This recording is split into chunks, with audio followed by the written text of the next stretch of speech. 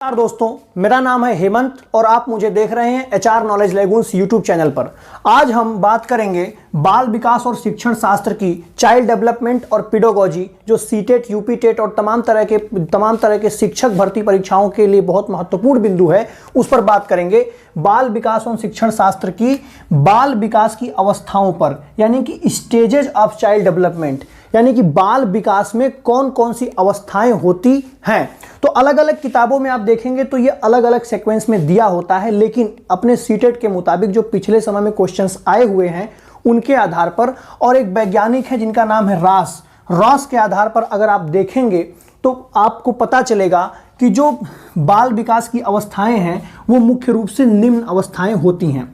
जैसे पहली अवस्था है प्रसव पूर्ण अवस्था, दूसरी अवस्था है शैशवावस्था, तीसरी है पूर्व बाल्यावस्था, चौथी है उत्तर बाल्यावस्था और पांचवी है किशोरावस्था। कई लोग इसको 5 अवस्था न कह करके यह भी कह सकते हैं कि प्रसव पूर्व अवस्था, शैशवावस्था, उसके बाद बाल्यावस्था, क्योंकि बाल्यावस्था का ही ये पार्ट है। पूर्व बाल्यावस्था और उत्तर बाल्यावस्था दोनों बाल्यावस्था का ही, क्योंकि ये बाल्यावस्था का ही भाग है जिसको पूर्व बाल्यावस्था या उत्तर बाल्यावस्था कहते हैं। तो आप इस तरह से बहुत इत्मीनान से देख सकते हैं, ये 4 अवस्थाएं हैं। एक प्रसव पूर्व अवस्था, दूसरी है शैशवावस्था, तीसरी कह सकते हैं आप बाल्यावस्था, और चौथी कह सकते हैं किशोरावस्था को। ठीक, क्योंकि बाल्यावस्था में ही पूर्व बाल्यावस्था और उत्तर बाल्यावस्था हम बांट देंगे। अब इनके टाइम पीरियड को देख लेते हैं। जो प्रसव पूर्व अवस्था है वो गर्भाधान से लेकर के जन्म तक चलती है। गर्भाधान से लेकर के, यानी जब से पेट में बच्चा आया और जब तक उसका प्रसव नहीं हो गया, यानी कि बच्चा मां के पेट से बाहर नहीं आ गया, तब तक की अवस्था को हम क्या कहते हैं? प्रसव पूर्व अवस्था कहते हैं। यानी कि 9 महीने जो बच्चा पेट में रहता है, और ये लगभग 280 दिन का पीरियड होता है। तो कभी भी ये भी डायरेक्ट क्वेश्चन पूछता है कि प्रसव पूर्व अवस्था या गर्भाधान की अवस्था कितने दिन की होती है, तो 280 दिन लड़का जो होता है या लड़की जो भी होती है वो माँ के गर्भ में होती है, और 280 दिनों के बाद क्या होती है? वो माँ के पेट से बाहर आ जाती है। तो जैसे ही वो माँ के पेट से बाहर आई, तब से लेकर के आगे के 2 वर्ष की अवस्था को हम कहते हैं शैशवावस्था। इसको समझिए कि यानी बच्चा आप पैदा हो गया, जैसे आज पैदा हो गया, तो आज से लेकर के 2 साल की उम्र तक जो बच्चा होगा वह किस अवस्था में होगा? तो वह शैशवावस्था में होगा, जिसको इन्फेंसी स्टेज कहते हैं। अब 2 वर्ष तक का बच्चा, जन्म से लेकर के 2 वर्ष तक का, कभी भी ध्यान रखना इसको 0 से लेकर के 2 वर्ष मत कहना, क्योंकि 0 तो वो पहले ही हो चुका है। यानी कि जन्म से लेकर के 2 वर्ष की अवस्था को हम क्या कहेंगे? शैशवावस्था कहेंगे। उसी तरह जो बाल्यावस्था होती है वह 2 वर्ष से लेकर के 12 वर्ष तक की होती है। अब इसको जरा ध्यान से समझिए कि शैशवावस्था जन्म से लेकर के 2 वर्ष तक हो गई। अब 2 वर्ष से लेकर के 12 वर्ष तक की अवस्था को हम क्या कहेंगे? बाल्यावस्था कहेंगे। और इस बाल्यावस्था में भी 2 अवस्थाएं होती हैं, एक को कहते हैं पूर्व बाल्यावस्था, एक को कहते हैं उत्तर बाल्यावस्था। जैसे देखिए, यहां से 2 वर्ष का बच्चा हुआ और यहां पर आते आते बच्चा 12 वर्ष का हो गया। यानी कि बीच जब 2 से लेकर के 6 साल तक का बच्चा होगा, 2 से लेकर के कहां तक का बच्चा होगा? 2 से लेकर के 6 साल तक का जो बच्चा होगा, उस बच्चे को हम क्या कहेंगे? उस बच्चे को हम कहेंगे यह पूर्व बाल्यावस्था का बच्चा है। ठीक, और 6 वर्ष से लेकर के 12 वर्ष का जो बच्चा होगा, उस बच्चे को हम कहेंगे यह उत्तर बाल्यावस्था में है दोनों बाल्यावस्था। समझ में आ गई ये बात? तो 6 से लेकर के 12 वर्ष तक कौन सी अवस्था हो गई? उत्तर बाल्यावस्था हो गई। और 12 वर्ष से लेकर के 18 वर्ष तक की अवस्था को हम क्या कहते हैं? किशोरावस्था कहते हैं। तो ये 5 अवस्थाएं आपको सीक्वेंस में याद होनी चाहिए कि जन्म, गर्भाधान से लेकर के जन्म तक की अवस्था को कहते हैं प्रसव पूर्व अवस्था। उसी तरह से जन्म से लेकर के 2 वर्ष तक की अवस्था को कहते हैं शैशवावस्था, और 2 वर्ष से लेकर के 6 वर्ष तक की अवस्था को कहते हैं पूर्व बाल्यावस्था, और 6 वर्ष से लेकर के 12 वर्ष तक की अवस्था को कहते हैं उत्तर बाल्यावस्था, और 12 वर्ष से लेकर के 18 वर्ष की अवस्था को हम क्या कहते हैं?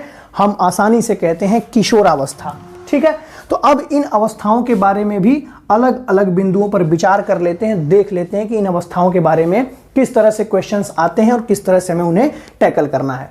तो एक एक अवस्था को हम उठा करके अलग अलग पढ़ते हुए चलते हैं। जैसे पहली अवस्था मैंने उठा करके यहाँ रखा, प्रसव पूर्व अवस्था। तो प्रसव पूर्व अवस्था के बारे में समझिए कि प्रसव पूर्व अवस्था को प्रीनेटल स्टेज कहते हैं अंग्रेजी में, और यह कितने दिन की होती है? 280 दिन की होती है।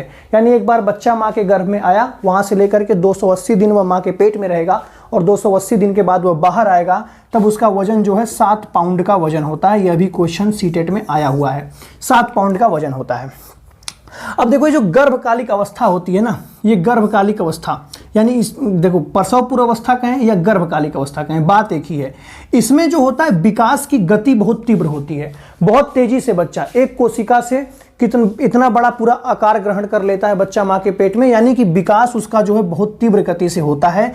लेकिन मुख्यतः जो विकास होता है वो सिर्फ और सिर्फ शरीर का विकास होता है।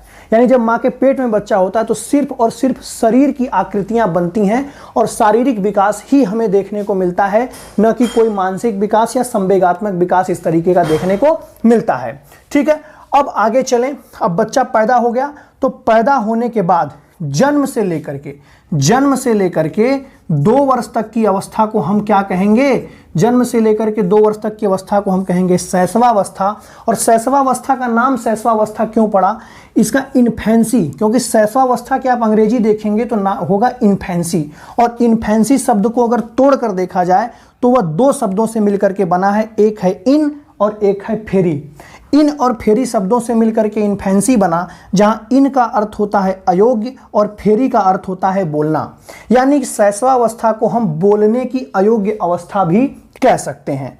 ठीक, अब दूसरी चीज देखेंगे कि इस अवस्था में अतार्किक चिंतन की अवस्था भी कहते हैं। शैशवावस्था को ही अतार्किक चिंतन की अवस्था कहते हैं, क्योंकि इसमें जो बाल बच्चा चिंतन करता है उसमें तर्कों का कोई स्थान नहीं होता है, वो कुछ भी उल्टी सीधी बातें सोचता रहेगा, अतार्किक रूप से कुछ भी सोचता रहेगा, कोई तर्क नहीं होगा उसका, कोई लॉजिक नहीं होगा।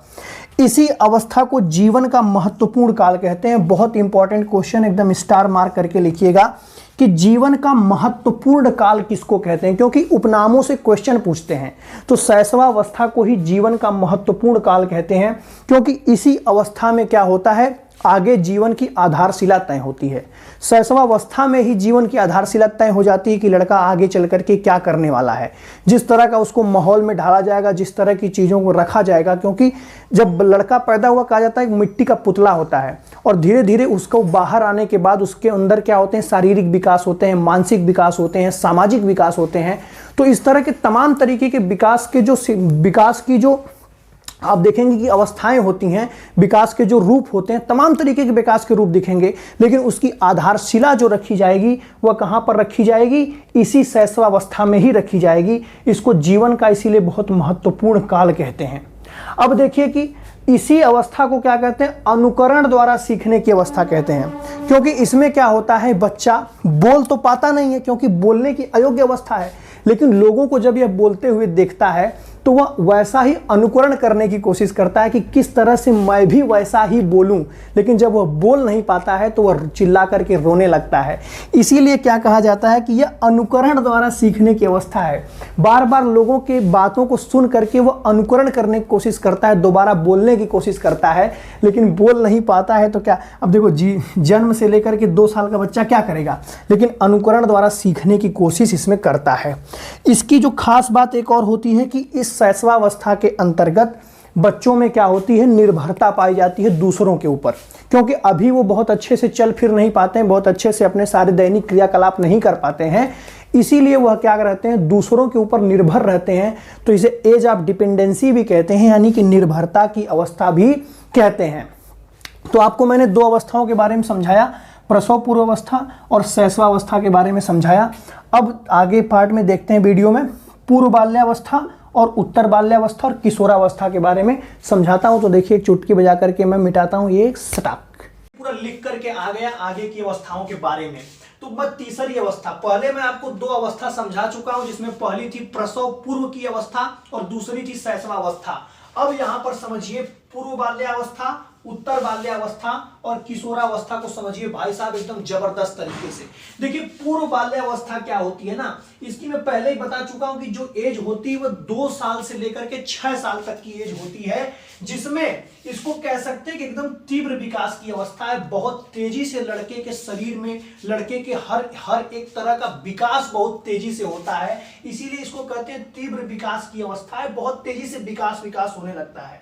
और दूसरी चीज बहुत तगड़ा हो जाता है बच्चों के अंदर क्या, कि कि उसके अंदर जिज्ञासु प्रवृत्ति की अवस्था इसको कहते हैं। उसके अंदर जिज्ञासा की भावना जागने लगती है, क्योंकि अब वह बोलने लगता है। तो जब बोलने लगता है तो चीजों के बारे में सोचने लगता है और पूछने लगता है। जैसे वो हर चीज को पूछने लगेगा कि सूर्य डूब जाएगा तो रात में कहां चला जाता है सूर्य, नारियल में पानी कौन भर देता है। उसको मतलब तमाम तरीके के ख्याल उसके मन में आएंगे, हर चीज को लेकर के जिज्ञासा होगी कि ये तारे कहां से आते हैं, फिर कहां चले जाते हैं, दिन में तारे क्यों दिखाई नहीं देते, चंद्रमा दिन में गायब क्यों हो जाता है, सूर्य सिर्फ दिन में क्यों दिखाई देता है, रात में कहां गायब हो जाता है। तो इस तरह की बहुत सारी उसके अंदर क्या उठने लगती है, जिज्ञासा उठने लगती है 2 से 6 वर्ष के बालक के मन में।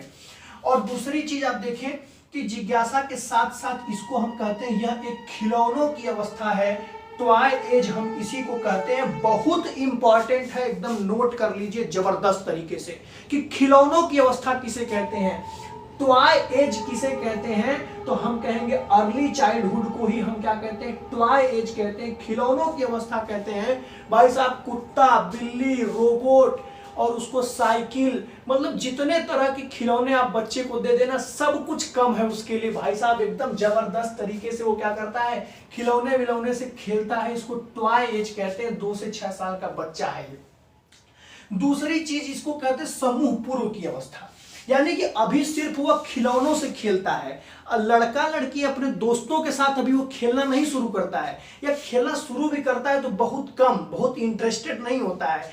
क्योंकि आप देखेंगे कि इसके अंदर अभी स्व केंद्रितता पाई जा रही है, अपने आप को लेकर के बहुत पॉजिटिव है ये, मतलब एकदम जानवर टाइप का व्यवहार है कि आप उससे खिलौना एक बार मांग के देखिए, छीन के देखिए, जब तक आप उसको खिलौना नहीं दिए तब तक तो पापा मम्मी एकदम जबरदस्त तरीके से सब कुछ बोलेगा, आपके आगे पीछे आ जाएगा। लेकिन खिलौना आप एक बार मांग करके देखिए, उससे छीन करके खिलौना देखिए, तुरंत आपको सबसे बड़ा शत्रु समझने लगेगा। चाहे आप उसके भाई हो, चाहे वो मम्मी हो, चाहे पापा हो, कोई भी हो, वह क्या समझेगा, शत्रु समझेगा। क्योंकि उसके अंदर अभी क्या है, पॉजिटिवनेस है, स्वकेंद्रितता है, अपने सेल्फ सेंटर्ड है लड़का, यानी सिर्फ अपना ही अपना उसको दिखाई देता है, दूसरा कोई नहीं दिखाई देता है। इसीलिए क्या होता है, इसको हम कहते हैं समूह पूर्व की अवस्था है। अभी वो समूह बनाना नहीं शुरू करेगा, अभी बच्चों के साथ खेलना बहुत ज्यादा नहीं शुरू करेगा वह, ठीक है। तो इसको हम क्या कह देते हैं, यह खिलौनों की अवस्था है, स्वकेंद्रितता पाई जाती है, और समूह पूर्व की अवस्था इसको हम कहते हैं। यह अर्ली चाइल्डहुड हो गया, आपका पूर्व बाल्यावस्था हो गया। अब देखिए चौथी अवस्था क्या है, उत्तर बाल्यावस्था, क्योंकि 2 से 6 वर्ष तक तो हो गई पूर्व बाल्यावस्था। अब 6 से लेकर के 12 साल तक की जो अवस्था होती है, इस अवस्था को हम कहते हैं, क्या कहते हैं, उत्तर बाल्यावस्था कहते हैं, लेट चाइल्डहुड कहते हैं। इस बात को नोट करेंगे आप। अब देखिए आगे क्या है, इस अवस्था को, उत्तर बाल्यावस्था की अवस्था को ही हम प्रारंभिक स्कूल की अवस्था कहते हैं।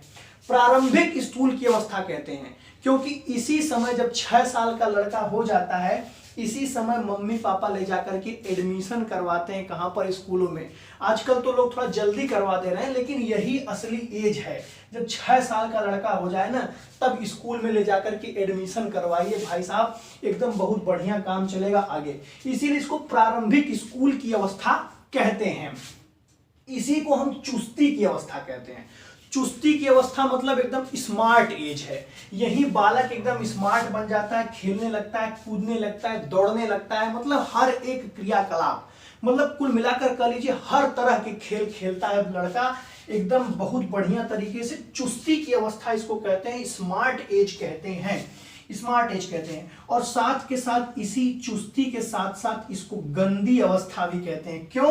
क्योंकि जब चुस्ती आती है लड़के के अंदर तो वह खेलना शुरू करता है, खेलना शुरू करता है तो दौड़ेगा, गिरेगा, उसके कपड़े पे पूरा मिट्टी मिट्टी लग जाएगी, मतलब पूरा कपड़ा वपड़ा सब कुछ गंदा करके आएगा, फिर मम्मी 10 रुपया के सर्फ एक्सल से धो करके सब साफ कर देंगी।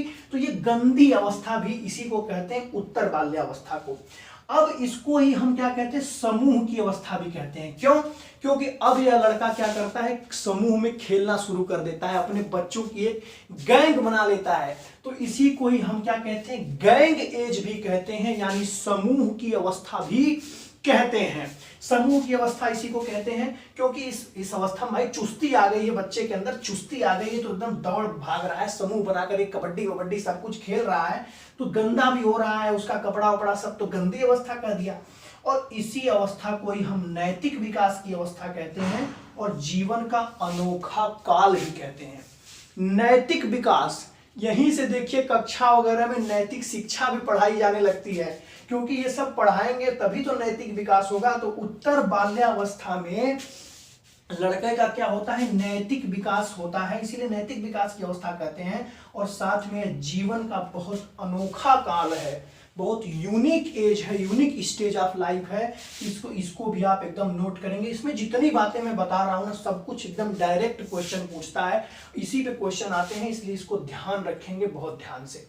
अब भाई साहब देखिए 12 वर्ष तक की उम्र का लड़का पूरा कर चुका, अब आ गई किशोरावस्था, एकदम जबरदस्त एज, एडोलेसेंस एज कहते हैं, किशोरावस्था कहते हैं, जो चलती है 12 से लेकर के 18 साल तक, यानी 12 वर्ष का अंत हो जाता है। एक्चुअल में वो 13 से लेकर के 18 इसको कहना चाहिए, क्योंकि 12 वर्ष तक तो यही चलती है। अब वो लड़का 13वीं में पहुंच गया ना, 13, 14, 15, 16, 17, 18, तो टीन तो इसी को हम टीन एज भी कहते हैं, क्योंकि ये 13 से शुरू होती है, तो 13, तो इसी को टीन एज कहते हैं, एडोलेसेंस एज कहते हैं। भैया यहां आकर के तो सब कुछ एकदम बदल जाता है, मतलब सब कुछ का मतलब सब कुछ बदल जाता है। अब तक यहाँ पर जो लड़का था उसको कोई फर्क नहीं पता था, सबके साथ खेलता था, लड़का लड़की सब कुछ मामला फिट था, कोई दिक्कत नहीं थी। लेकिन यही उम्र है किशोरावस्था, जहां पर आकर के क्रश शुरू हो जाता है। लड़के लोग क्रश वश बना लेते हैं, कैटरीना कैफ, आलिया भट्ट, फलाना ढिकाना, मतलब बहुत सारी हीरोइन लोग को, और लड़की लोग क्रश बनाती कार्तिक आर्यन टाइप के लोगों को, मतलब बहुत सारे लोग, हम नाम क्या बताऊंगा किसका किसका क्रश बनाती हैं, जिसको बनाती होंगी जानती होंगी।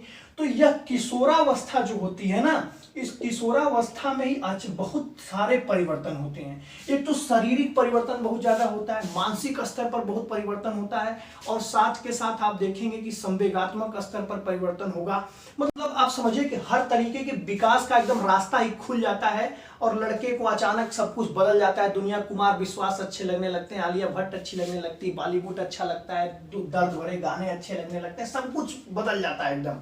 तो इसमें इसीलिए कहा जाता है कि यह जीवन का सबसे कठिन काल है, क्योंकि वही काल तो सबसे कठिन काल होगा जीवन का ना, जिसमें सबसे ज्यादा परिवर्तन होंगे, और सबसे ज्यादा परिवर्तन इसी काल में होते हैं, इसीलिए इसको जीवन का सबसे कठिन काल माना गया है। और इसे ही तनाव और तूफान की अवस्था कहते हैं, स्ट्रेस एंड स्टॉर्म स्टेज कहते हैं, यानी इसमें सबसे ज्यादा तनाव होता है, तूफान मचा होता है जिंदगी में। और सबसे इंपॉर्टेंट बात भैया देखिए, विषम लिंगी भावना का विकास हो जाता है। अब लड़का लड़की में फर्क पता चलने लगता है, दोनों के शारीरिक अंगों का विकास अलग अलग तरीके से हो जाता है, ताकि अब लड़के लड़की के अंदर क्या होता है, एक आकर्षण बनने लगता है। इसी उम्र में आकर के गर्लफ्रेंड बॉयफ्रेंड वाला सिस्टम ज्यादा बढ़ जाता है। आगे अब देखेंगे कैसे। दूसरी चीज, विषमलिंगी भावना का विकास हो गया, दूसरे मतलब लड़का है तो उसका लड़की पर क्रश होने लगेगा, लड़की है तो उसका लड़के पर क्रश होने लगेगा, इसमें कौन सी बड़ी बात है, सब लोग जानते हैं। इसी एज में आकर के आत्मनिर्भरता आती है, किसकी, व्यवसाय की, मतलब व्यवसाय चुनना पड़ता है लड़के को, कि अब आईआईटी में जाना है, कि एसएससी की तैयारी करना है, कि नीट लेकर के मेडिकल क्लियर करना है, बहुत सारी व्यवस्थाएं।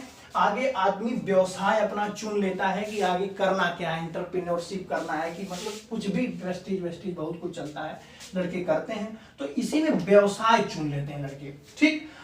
चौथी चीज बहुत इंपॉर्टेंट क्या है, कि इसमें कल्पना की प्रधानता पाई जाती है, और कल्पना की प्रधानता पाए जाने से क्या होता है, दिवा स्वप्नों में एकदम खोया रहता है आदमी, कि आगे चल करके ये कर लूंगा, वो कर लूंगा, ऑडी गाड़ी होगी, मर्सिडीज होगी, मतलब तमाम तरीके की कल्पना करता है लड़का, कल्पना की प्रधानता पाई जाती है, और इसीलिए वह दिवा स्वप्नों में खोया रहता है, बैठा रहेगा यहाँ लेकिन सोचता रहेगा किसी और के बारे में। ठीक, दिवा स्वप्नों में खोया रहेगा।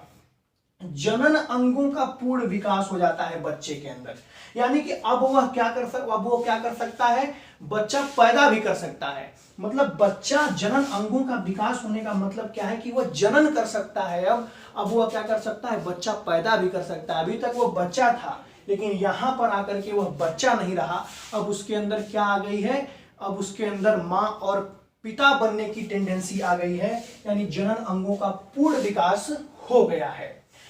इसी एज में क्या होती है, समूह पूजा पाई जाती है, समूह की पूजा, यानी जिस ग्रुप में लड़का रह रहा है ना, उसी ग्रुप में क्या मानता है, उसी ग्रुप की बात मानता है, और उस ग्रुप के अगर दोस्तों ने कह दिया कि आज जाना है फला जगह घूमना, तो भाई साहब वो लड़का माँ बाप सबसे लड़ जाएगा, कहेगा नहीं अब मेरे दोस्त ने बोल दिया है, मैं उसको वादा कर दिया हूं तो वहां जाऊंगा जरूर, चाहे कुछ भी हो जाए। इसीलिए उसके अंदर समूह पूजा की भावना पाई जाती है, उसके आगे, उसके अपने दोस्तों के आगे कोई दिखाई विखाई नहीं देता है।